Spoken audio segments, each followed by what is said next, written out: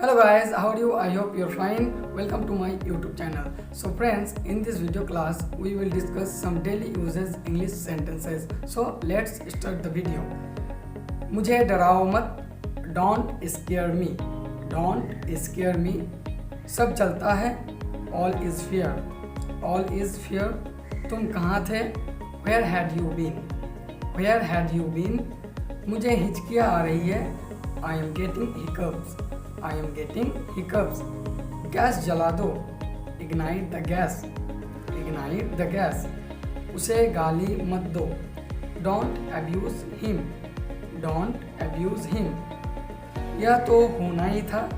It was bound to happen. It was bound to happen. मिलते रहा करो. Keep in touch. Keep in touch. क्या तुम चुप रहोगे? Will you shut up? Will you shut up? मेरा पीछा छोड़ो. Stop badgering me. Stop badgering me. अपनी नौटंकी बंद करो. Stop your gimmick. Stop your gimmick. आपसे जरूर गलती हुई होगी. You must be mistaken. You must be mistaken. मुझे देखने दो. Let me see. Let me see. तुम नहीं सुधरोगे. You want change. You want change. मेरा यह सुनकर होश उड़ गए. I freaked out hearing it. I freaked out hearing it. हमेशा की तरह है.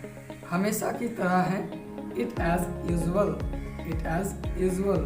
ऐसा मत सोचो. Don't think so. Don't think so. जल्दी से ठीक हो जाओ. Get well soon. Get well soon. तुम नींद में बड़बड़ करते हो. You talk gibberish in sleep.